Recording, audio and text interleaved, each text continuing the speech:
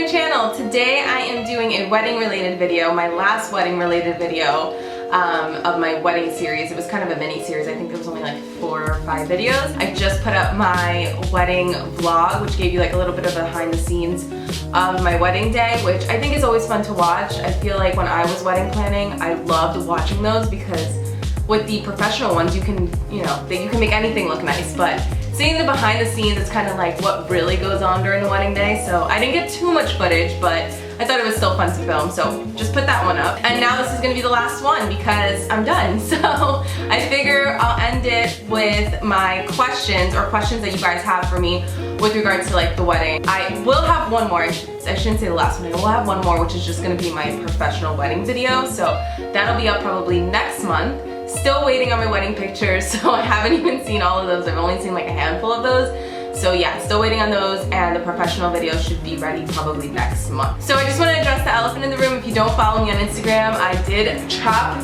my hair. It is short in the back, like pretty short, and then a little longer in the front. And sometimes I wear it straight and sometimes I wear it like this, but just wanted to briefly touch on that. I do have a vlog that I'm gonna put together. I think it's kind of short, but I'll put it together so that you guys can kind of see like before and after. But my hair's been long for so long that pretty sure you guys know that my hair was like basically down to my butt. And I was just over it. I was ready for a change. So I love this hair, love it. It's actually harder to do for me because I'm so used to having long hair all my life that I would just kind of like wash it and go and then touch it up if I needed to with a curling iron, straightening iron, whatever. But now I'm trying to like figure out how to style this, but I love it. I just really, really love it. So anyway, let's get right into the questions. Okay, so the first question says, how long did it take you to plan your wedding? So I was wedding planning for 2 years, like 2 full years of wedding planning. I got engaged and I instantly started wedding planning, but I didn't want to do the wedding right away, which I'll get into later on in a different question. But I wanted to wait. I really loved being engaged. I know I'm never gonna be engaged again, so like I wanted to like soak it all in and just enjoy being engaged, so that was fun.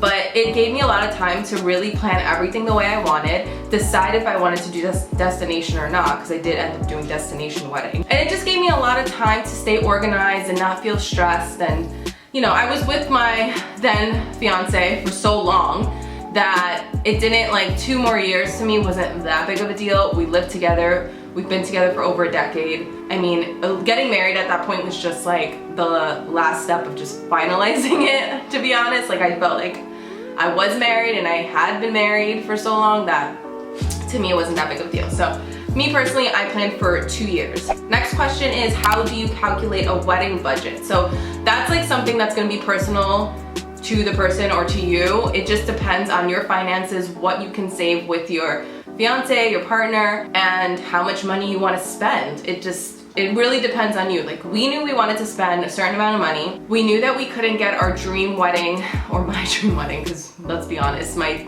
husband really didn't care too much about like how things were decorated or anything like that. He just wanted to be married and that was it. So I couldn't get kind of my dream wedding here with the budget that I had, because it would have been at least double of what we paid in Greece, including like airline tickets and everything. We had a budget and we went over maybe by like 5 grand, which sounds like a lot, but I still feel like we stayed somewhat within the budget. It's just, I would say calculate for little things that you don't even think about going into wedding planning, like tips and stuff. Like I know that sounds silly, like how would you not think about tipping people and how that can cost more, but just like you think of all the big things that are obvious, but the little things are just not as obvious, and then you're going like scrambling last minute to try to like put together this money, and it's like stressful. So definitely try to stick to your budget, but I would say have a little bit of money also set aside for things that could end up being a little bit more, or things you might want to change last minute. Yeah, the budget is really personal to you, and I would say what your fiance partner is going to be comfortable spending and what you both make to be able to contribute to that budget. Because obviously if you're making, I don't know, $50,000 a year and you want a $100,000 wedding, that doesn't really make sense. If you're paying for it all on your own, we didn't have any help from anybody. Both of our parents didn't contribute, so they contributed in like other little ways, but we paid for it solely on our own, so we had to get a budget, we had to stick to the budget for the most part, and we had to be realistic with the budget, so yeah. I'm trying to figure out how to pay for our wedding. Did y'all save or credit? So that was another reason why one of the main reasons I waited 2 years to get married is because I didn't want to put anything on a credit card and I didn't want to owe anybody for my wedding. I wanted to just be able to pay for it right then and there, cash, check, like right out of our bank accounts, and not worry later that we owe money to people, or we would have to pay back on our credit cards. It didn't seem like a smart way. I don't want to say smart because like everybody's different, and if that works for you, you know, go for it. But just for us, it just felt like to go into a marriage with all that debt right off the bat is just, it's kind of silly. There's so many other things you're gonna want to do most likely, and to have all that debt just go on a credit card when you can just take a little bit time to save, even though it's not right now when you want to get married, it's fine. Like, you'll do it. But saving to me, and I'm not a great saver, I'm a spender, but I just really didn't want that burden of having to put it on a credit card and pay it off for years and years and years after the wedding was done. It seems silly when it's very possible to just be strict, say I'm not gonna go out to, you know, every dinner with my friends, or I'm not gonna do this. Like, I'm saving for my wedding. You have a good excuse. Not everybody's fortunate enough to have other people chip in for their wedding or make a lot of money per year, so just do whatever's best for you, and I would say save. I think that's way better than putting on a credit card. What made you decide on a destination wedding? So that was one of the reasons. There was two main reasons. One was the money. I would have paid double or more to get married here for what I wanted here. Like, even down to like the flowers. Like, the flowers are so expensive here, and I live in northern Jersey, so I don't know if that helps anyone, but I'm very close to New York. New York, everything's expensive, as well as like over here in, you know, northern Jersey. The one main reason was the money, and then the other reason was it's just beautiful, and my husband's Greek, so it was just like a fun way to kind of pay tribute to like him and his family, and also do it in like one of the most beautiful places ever. Like, it was a gorgeous trip, and we got to make a honeymoon out of it, which kind of saved us money in a way because we weren't traveling somewhere else. Like, we just went to one place, and we actually stayed in the same island. Whew. Again with the allergies. Like I was saying, we stayed in the same island the whole time. We got married and we were 1 week in the island, and then we went to a hotel and did our honeymoon in another part of the island. Like, still the same island, but just like a different village or town. What's one thing you would have done differently? That's a good question. That's really hard to think of. I didn't even think about that because I haven't read these questions in a little bit. I asked you guys these questions a while ago. I don't even know. What would I have done differently? I'm not really sure. Everything kind of went really well, to be honest. Like, I didn't have any crazy mishaps or like on the wedding day or anything like that. The only thing was with destination weddings, you have to be really careful with like how people travel or bring their things, because a couple of the suitcases got lost, which might have had suits in them for the groomsmen and things like that. That was the only thing that kind of like was a little crazy, and a couple of people got sick. But other than that, I really don't know. I don't think I would change much. I don't know, maybe just, if anything, I wish the weather was a little bit more cool because it was very hot. But then even like during dinner, it started to cool down and it was fine. So for the most part, I can't think of anything right now, so I'm gonna just say nothing.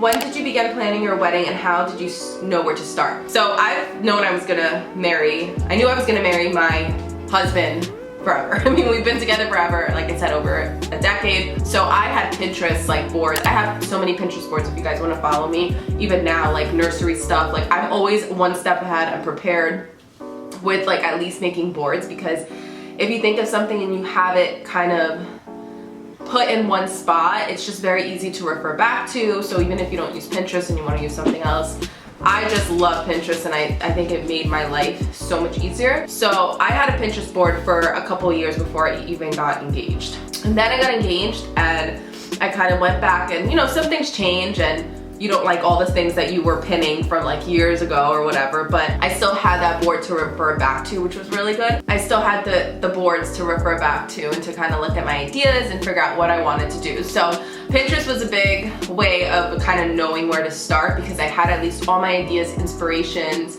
and things pin there. If you're saying like you don't even know where to start as far as like color scheme or, you know, do you want bridesmaids or anything like that, I kind of feel like there's some things you gotta narrow down, just figure out on your own. But I would ask like other people their thoughts that got married and what, you know, did they like having bridesmaids, or did they like how their bridesmaids dresses ended up coming out? Would they have regretted their colors? Ask questions to other people, I would say, that have gotten married. But I don't know, Pinterest just helped a lot. Like even if I would be like, oh, I want blue, and then I would just pin like blue bridesmaid dresses, and then I would see them and I'd be like, oh no, I don't want blue now. Like you get so many ideas, and I'm a visual learner, so that helped me a lot. But yeah, I'm trying to think of anything else besides like just asking other people's opinions on Pinterest. But that's genuinely where I started. I just had a Pinterest board and I took it from there. Like everything pinned out, and I still have it if you need to refer back to it or refer to it for like any inspiration of like how even my board is set up with wedding dress, rings, bridesmaids dresses, grooms, like groomsmen. Everything is like labeled and set up and organized, which I love because I'm like crazy OCD like that. But that helped me a lot, I would say Pinterest. Any regrets from your wedding day, and anything you wish you haven't or you have done but didn't? There wasn't any regrets on my wedding day that I can think of, like I said. Anything I wish I could have done different, maybe just more things for my guests to do. Like I didn't do a photo booth because it was destination. I just didn't want to spend more money on things to bring to the actual villa. I don't know, nothing crazy. I think everybody, like it wasn't a big wedding either. It was a wedding of 70 people. So everybody kind of just ate, drank, and danced. And that was it. And it was like the perfect little party for me. I didn't want a big, huge, overwhelming event with people that I didn't know. I wanted to be like an intimate party. And that's what it was just a party. So nothing crazy that I can think of that I would have done different. And anything you wish you would have done but didn't. Like I said, maybe add a photo booth. I don't know. We had a gyro station at the end of the night, which was really clutch because I thought like people would be hungry after their drinking and dancing, and dinner was like already 2 hours ago and 3 hours ago, and people wanted to like eat again. So that was really cool. I really loved having that gyro station. That like totally didn't answer the question, but I just think that's a good idea to have like a late night snack for your guests. Where did you get your veil? Some veils are so expensive. Oh my God, yes they are. So I tried on a beautiful veil, obviously with my dress at the store, and it was like $1,000. And I was like, this is ridiculous. My dress, just so you guys know, was $2,000, and I actually got like a discount. I don't know what they were doing at the time, but I got it for $1,800, which I think is amazing. I don't think my dress looks like an $1,800 dress. I think it looks like a $5,000 dress. But yeah, I was like, there's no way I'm paying $1,000 for literally a piece of like, what is that, chiffon? No, it's not chiffon. I don't know, but it was just so silly to me to spend that much, especially when you're wedding planning and you're like, yeah, I could use that for like the DJ. You know, like it's just, to wear one thing like that to me, that's gonna literally be walking down the aisle, taking pictures, and then you take it off, is just, it just didn't make sense. So I feel you. I went on Etsy and I have the exact one that I bought down below, link down below. The seller was great. She answered my questions, and I think it was like 150 bucks, which is totally worth it. Like totally worth it.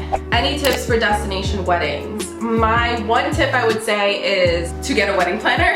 I don't think that wedding planners are necessarily worth it otherwise, especially if you're organized and you're good at, you know, being able to plan things. Like you can do it on your own. I'm sure it's not that difficult to do it on your own. Is it a great thing to have? Yes, it would help so much, and I'm sure if I had her here and I did the wedding here, she would have helped me tremendously too.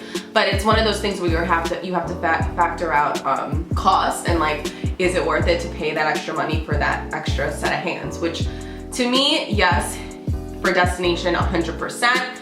I had never even been to Greece, so I could not have done the wedding without her. She was amazing, so I will link her down below. I mean, I don't know if anybody's getting married in Greece or where I got married, but she was really good. Her teamwork was amazing. Everything was great. She helped me down to like picking the flowers, the vendors, like where I wanted to get married in Greece exactly. Just everything went through her, controlled by her, and I couldn't have done it any other way. Like I said, I don't even speak Greek, and she, you know, she was able to communicate with all the vendors. It just helped me so much. So I would say if you're gonna do destination, get a wedding planner, and they'll help you so much. did you end up wearing heels or switching out of shoes? So I'm 5'8" and my fiance is, this is so funny, but he was so proud when he got back from like the doctor's visit and he was like, I'm 5'7.5". So we're like a ½ inch apart. Not the end of the world. Doesn't really matter to me. I've been with him for so long, I really don't care. I know some people are like weird about that. Anyway, it works for us, it's fine. So I wasn't gonna wear heels regardless because although I'm okay with our height difference, like, cause it's by this much, I didn't want to be like this much taller than him, which can easily happen if I throw on a pair of heels. So I did not do heels for that reason, and also because I got married on grass. The whole thing was on grass and it just would have been silly. So even if my husband was 6'8", I probably would have worn like a small block heel, but it just, I would have sunk right into the grass. And honestly, oh my God, I wore like just white basic sandals that had like a strap on the front that looked like it could have been a heel. It was a little bit of an illusion situation. I got them from Aldo for $9. I was looking for literally just all white, simple, basic sandals and I couldn't find them anywhere, and then I found those randomly on sale and it was perfect. So comfortable, didn't have to worry about my feet hurting all night. And if your dress is long, I mean, no one's gonna see them, so if you wanna wear heels, go for it, but I would still bring a change of shoes to switch out of, because you're gonna be uncomfortable. You're gonna be dancing, drinking. You don't wanna worry about like your feet hurting, you know? This is one special day, so yeah. How much time did you have between your wedding day and first fitting? I don't really remember because they controlled all of that, but I went to go look at wedding dresses pretty early to kind of get a feel of what I wanted. I ended up going back to the original place that I had went the first time, and I went and I tried on like so many dresses, maybe like 50 dresses. Went to Kleinfeld's in New York, went to a couple boutiques. I ended up just going back to a place by me called Bijou Bridal. And it was the first place I went to and like the third dress I tried on. And I just, after all those dresses, I went back and I said, no, this is my dress. So I think I did that first one. I got engaged in September and I went to look at dresses in November of that year. Then I was looking at dresses for a little while. Then I went back maybe a year later in November again. And then I think there was maybe 9 months in between before I got like the first fitting and like picking up my dress for the wedding. Something like that. It takes a while, it's a process. So I would say go sooner rather than later, unless you're super indecisive and like your style changes really quickly, because if you buy a dress like too far in advance and then you don't like it when you get it, that's gonna suck. But you kind of gotta go like a year in advance, so I would just go. Okay, so the last question was a DM and it says, how did you choose your location and venue? Were you nervous about having a destination wedding? So I chose my destination because my husband's Greek and I wanted to get married in Greece. Now Greece is huge, so I had to figure out like which island I wanted to do. And we decided on an island called Kefalonia because that's where his dad is from. His dad is no longer with us. It was just like a nice little tribute to him. Plus it's beautiful and there's a lot of greenery and it's a little different from the typical blue and white like Santorini Mykonos situation. Still see all the water and everything, but it's just more greenery and it's just a little bit different. Like I like that it was Greece, but you kind of didn't know. Like you're like, is she in Greece? Not really sure. So that was cool, and we picked the venue through my wedding planner. She sent me like, I don't know, like 5 or 6 in my budget, and then I went through them and we ended up with the one I got married at, which was the Avali Sea Resort.